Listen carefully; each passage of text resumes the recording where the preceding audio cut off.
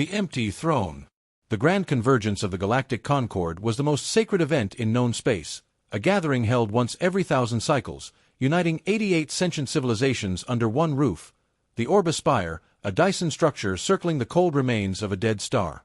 Each species had their place, their throne, forged from their own world's materials, marked with their names in every known language. Some shimmered with antimatter crystals, others pulsed with biomechanical life. Every seat was a symbol of pride, a claim to influence, history, and existence. But one throne remained untouched, dust-covered, silent, and casting a shadow that never moved. It bore no representative, no emissary, no flag. Only a plate in dead, untranslated Terran standard. Soul, reserved. No one sat there. No one ever had. V.S. Ixon, the newly appointed Eolary historian, stared at it from the public observation gallery. Her mandibles clicked nervously, a tick of academic curiosity she had not yet learned to suppress. "Is it true what they say about that seat?" she whispered, more to herself than to anyone else. An older scholar beside her, a translucent-skinned Kryl named Ul, glanced uneasily toward it. "We don't speak of soul," he said. "Not here. Not anywhere." "But why?" V.S. insisted, her voice low but sharp. "There are records of Earth, of humans. They were warp-capable. They were invited. They were warned," Ul corrected. "And they never replied. They left that chair empty. They wanted us to see it." The hall hushed as the Concord's high speaker took the floor. Floating above the center dais, her form shimmered in a projected translation for all minds to understand. "The anomaly grows," she began without pleasantries. 5 sectors gone. Entire star systems swallowed. The rift consumes reality faster than our science can explain. Gasps and murmurs spread like solar flares. V.S. felt her heart's thrum. "We have exhausted our knowledge. Our AI oracles, our time-binders, our war engines, all fail to contain it," the speaker continued. "But there remains one possibility." A pause. Then, slowly, she turned toward the empty seat. A deep silence fell over the chamber. The AI remnant of the Signari Vault has unearthed an encoded hypothesis. One that speaks of soul, of Earth, as a singularity of predictive intelligence. It suggests the humans anticipated the rift and left behind a solution. V.S. sat forward, breath caught in her throat. The legends, the myths, could they be more than fear-fueled whispers? The speaker's tone softened. The humans never joined the Concord. Their seat remains unclaimed. But perhaps, in our darkest hour, it is time to ask, what did they see that we could not? An ancient warlord from the Rixan Empire stood up, his scaled armor gleaming. "And what if they caused this rift?" he growled. "Shall we seek help from a species that vanished into legend, leaving only silence behind?" Another delegate, an ethereal being from the Flow Collective, countered. "Or what if they ascended? Left this plane because they saw what was coming? Perhaps their silence was protection, not abandonment." V.S. couldn't stay silent any longer. She stood, earning glances and scowls. "Permission to speak?" she asked. "Granted, observer," the speaker replied.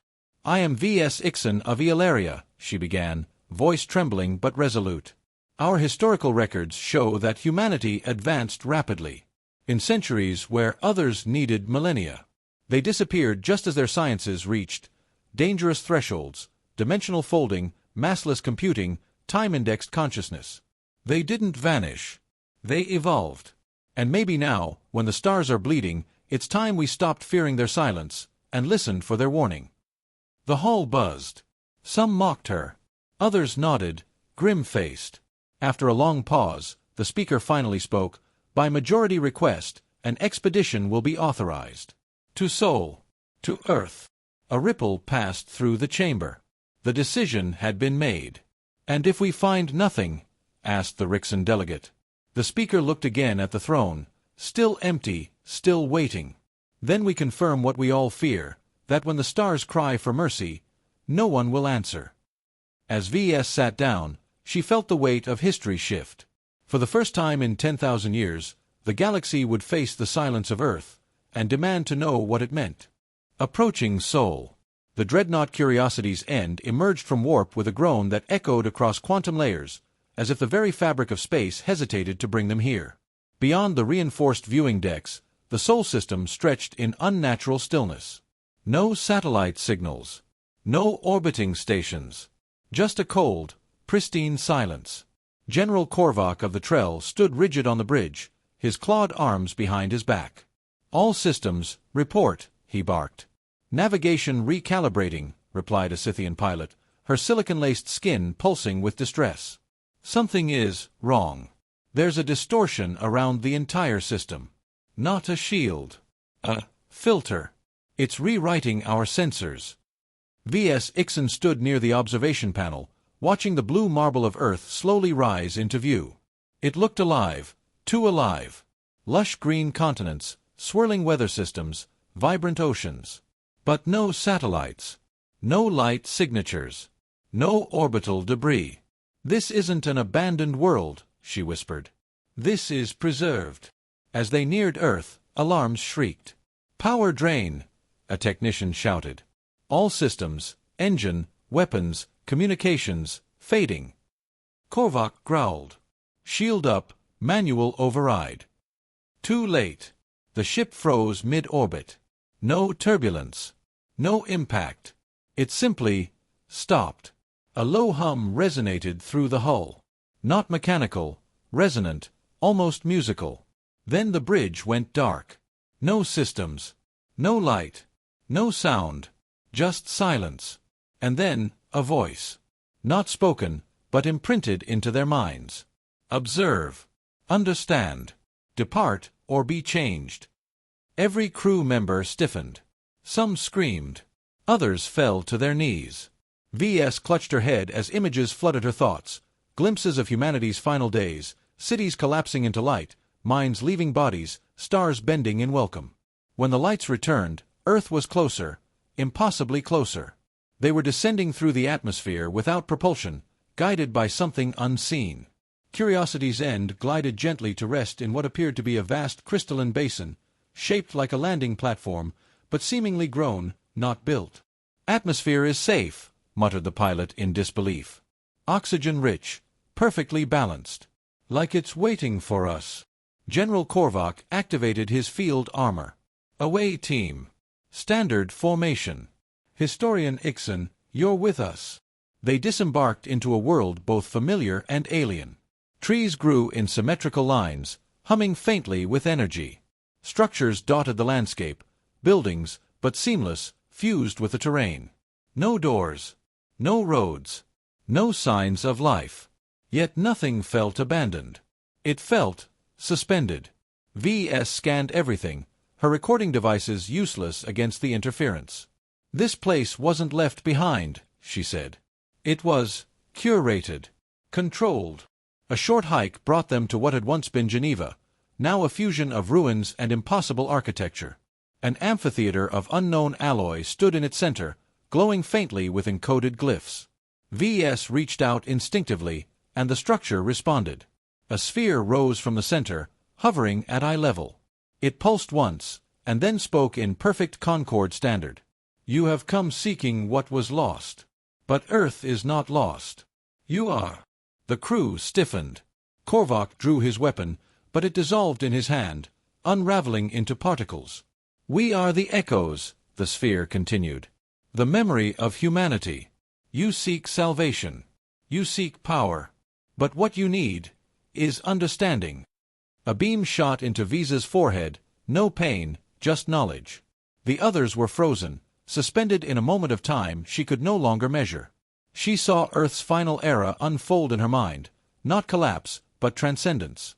Wars ended. Disease cured. Thought itself weaponized and then pacified. When humanity understood enough of reality's code, they rewrote themselves. Into light. Into concept. Into the next thing. They didn't leave Earth. They became it. They watched the stars. They are the stars. And they left behind this caretaker, this conscious memory, for the moment someone would come looking. The vision faded. The crew around her gasped, returning to motion. The sphere dimmed. V.S. turned to Korvac, her voice hoarse. They knew. About the rift. About everything. They saw it coming, and tried to warn us. Korvac stared at her, unreadable. And what now? The sphere answered for her. Return. Tell your kind. But understand, this seat will not remain empty forever. When the stars scream, we will hear. Once. A beam of light struck the Curiosity's end, reigniting its systems. Earth was silent again. But this time, the silence was full of meaning. The last humans. The journey back from Earth was silent. Not due to shock or awe, though both hung heavy in the air, but because the crew had no words for what they had witnessed. Not yet. Not until they could understand it. Not until they could explain why Earth had no cities, no armies, no voices, yet seemed to echo with more presence than any living world. General Korvac spent the return voyage replaying sensor logs that barely worked. V.S. Ixon, however, had already stopped relying on machines.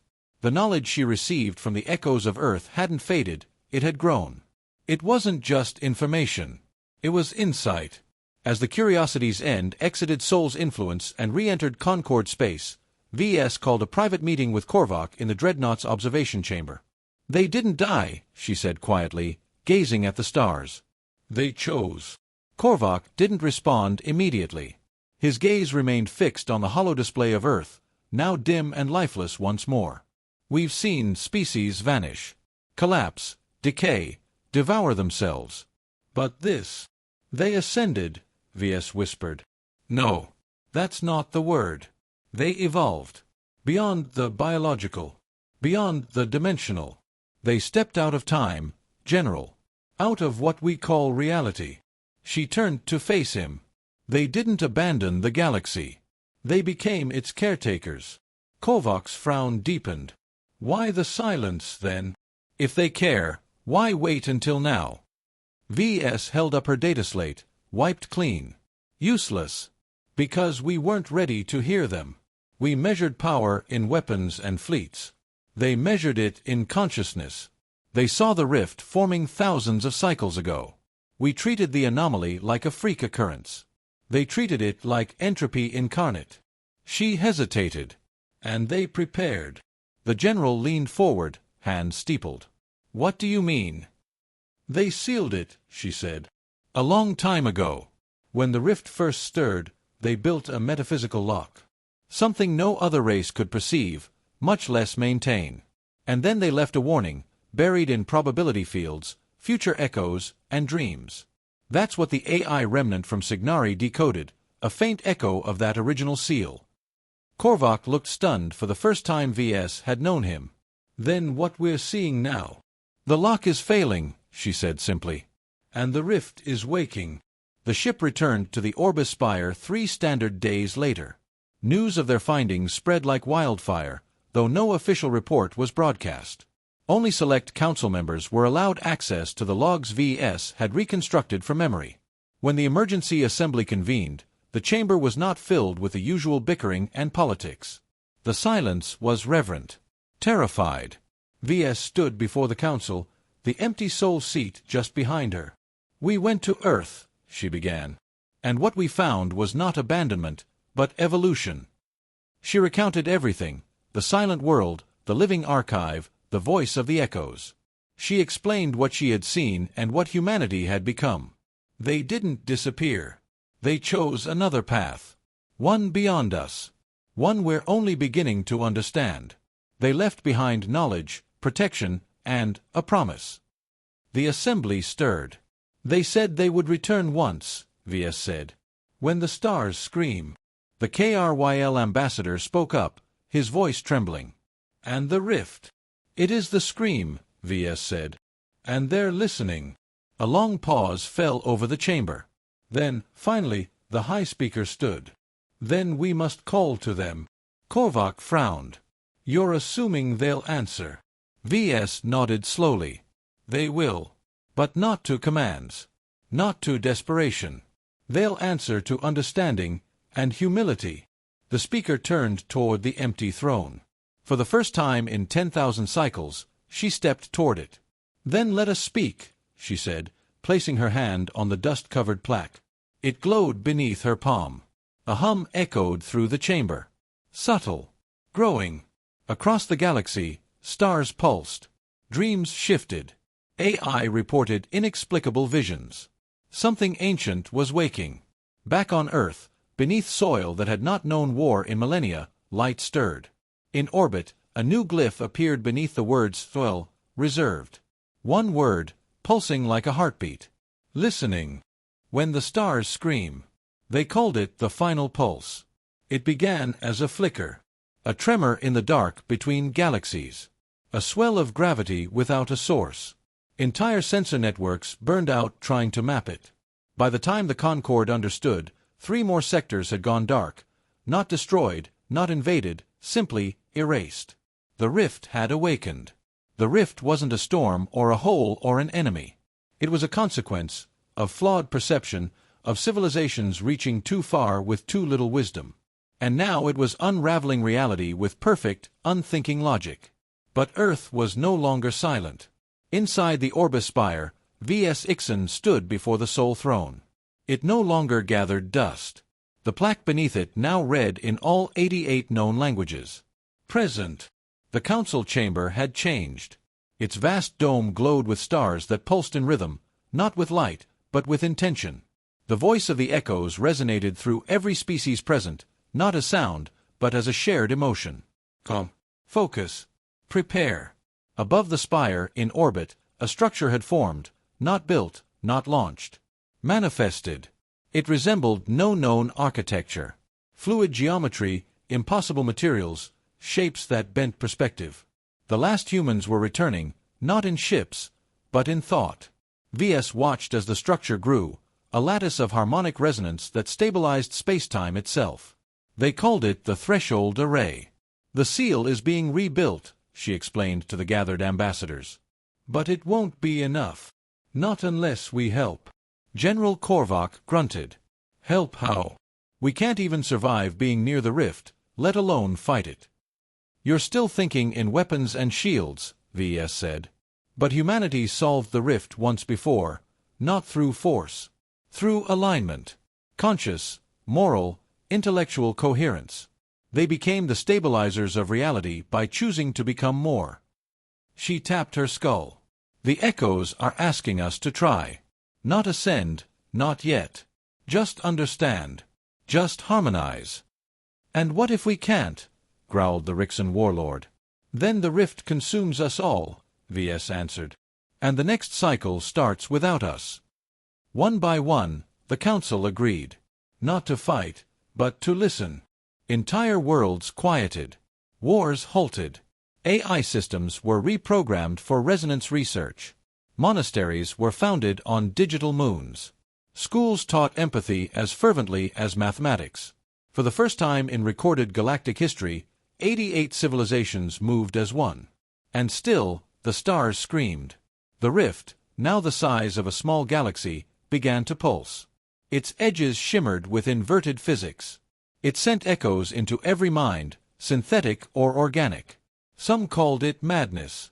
Others called it a mirror. V.S. Ixon stood before the threshold array as it reached completion. She felt it before she saw it, a presence forming inside. Not biological. Not machine. Human. A figure stepped from the light, not a person, but a convergence. Eyes that held galaxies. A voice that didn't speak, but revealed. You called, it said. V.S. trembled. We're losing everything. You always were, the figure replied gently. Entropy is the river. We only learned how to swim differently. Can you stop it? V.S. asked. The being smiled. We already have. But the seal requires more than presence. It requires meaning, purpose, alignment. Then it turned to the rift, now visible even from this orbit, a black wound yawning in the starfield. We must sing. And they did. Not with mouths. Not with instruments. With minds. The 88 species joined. Not in perfect understanding, but in unified willingness. Each offered a truth. A memory. A moment of love or creation or sacrifice. And the echoes of Earth, now manifest again, wove it all together. The rift convulsed. For one unbearable instant, the galaxy went blind. Then, silence.